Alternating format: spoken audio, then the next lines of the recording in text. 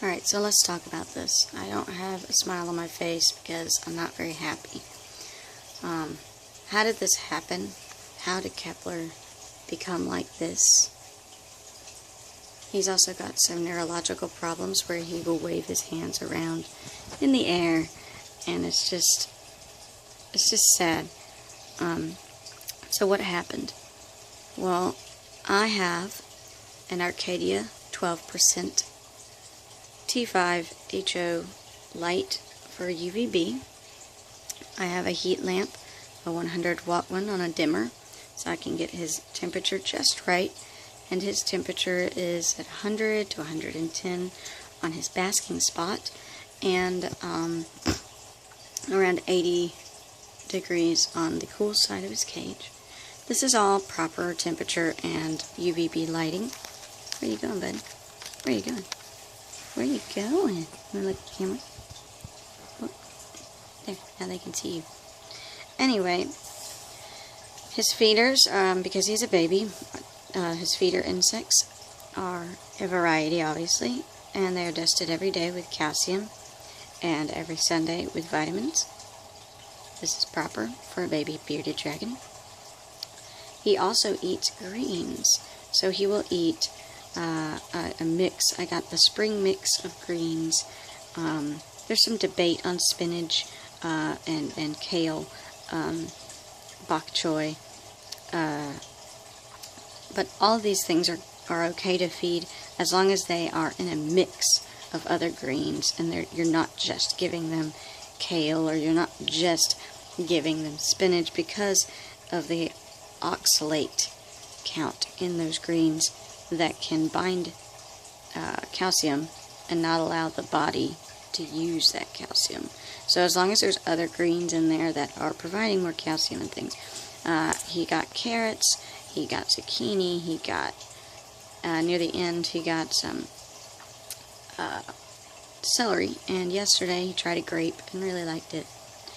By this point he's having trouble swallowing, he's having trouble walking, and he can no longer get to his basking spot without help.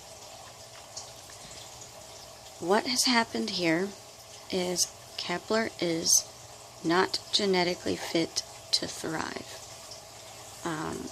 He is a product, he looks so dorky, he is a product of bad breeding.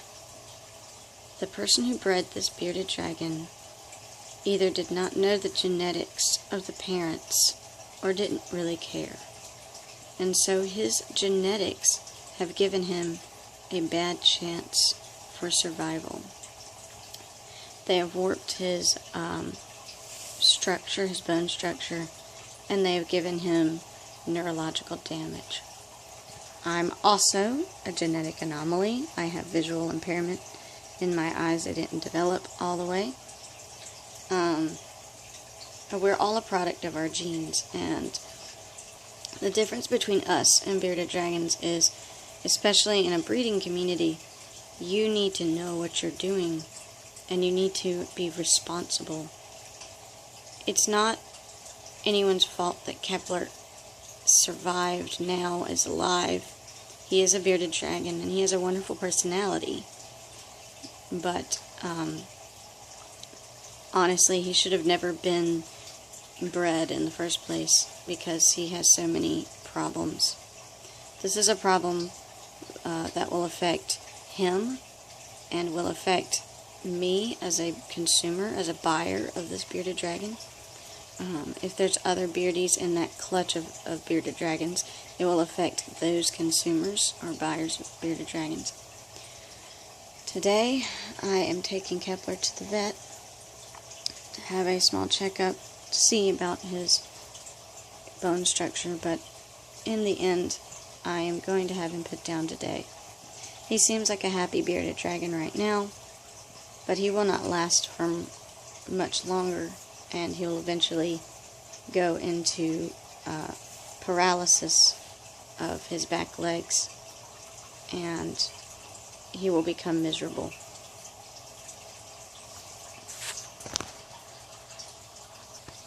I've had Kepler for about 2 months, but this is a I wanted to talk about this because it's kind of serious, and I want you all to listen and know this. If you want to breed an animal, a bearded dragon, or whatever you want to breed, I'm not going to tell you don't, but I am going to tell you research, research, research. Do every single bit of research you can, and if possible, find a breeder of the reptile that you want to breed, and see if they'll, bring you on as an apprentice, so you can learn about genetics. Oh, baby, I know you're waving around. So you can learn about genetics and learn the proper way of breeding these guys before you start your own breeding community or breeding business or whatever. This should not have happened. This is irresponsible breeding, and we have too many people, especially in the United States, that breed bearded dragons from bearded dragons they might get at the pet store or whatever. Pet store bearded dragons are not breeding quality. You have no idea what the genetics are. So please do not go to a pet store and get a male and a female bearded dragon and decide you want to breed them. If you want to experience a reptile hatching, which is an amazing experience, try to go find a local breeder of either a bearded dragon or whatever animal you'd like to experience. And, see if they'll let you experience that with them. On behalf of other bearded dragons like Kepler, sometimes accidents will happen, sometimes genetic anomalies will happen, but they should not happen. And if they are avoidable, we should try to avoid them. Kepler's a sweetheart. We all love him. We got attached to him. He has his own nuances. He loves his ceramic food bowl. He likes to lay on it. He'll knock all of his salad off of it after he's done and just sprawl out on it because he likes the feel of it on his tummy. He's a gorgeous color.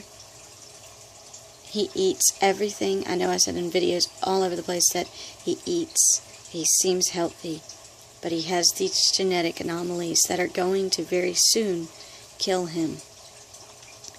And that is very emotionally traumatic, and it's not fair to the bearded dragon. So know the genetics of your parent bearded dragons when you buy a bearded dragon. I bought this guy at Reptile from a breeder I'd never heard of. I was impatient, and he was at a nice price. But next time I've learned to go and do research on the breeder. There's a list of breeders that Reptile provides before the show. Do your research, ask around, see what other people think about that breeder. And if they don't have a website or a Facebook page or anything, don't go with them. They really should have something of an online presence. Easy way to contact them. Get their contact information when you buy anything from a breeder. That way, if you do have these problems, you can contact the breeder and hopefully they'll respond, unlike mine. And hopefully they can either help you or whatever. Failure to thrive in a young bearded dragon is sad. And I hope that... Are you looking at me? I love you. I hope that you can avoid it. But I am glad that I was able to give Kepler a couple of months of love and happiness. I love him. He likes to explore, and he really likes me and his daddy. So, better luck next time for us. And I'm glad that I'm going to do the right thing and stop this before it gets worse. Guys, be careful when breeding, and be careful when buying your next bearded dragon or next reptile. And you guys have a wonderful day. Say goodbye to Kepler, and thank y'all for following him on his short but delightful journey with me. See ya.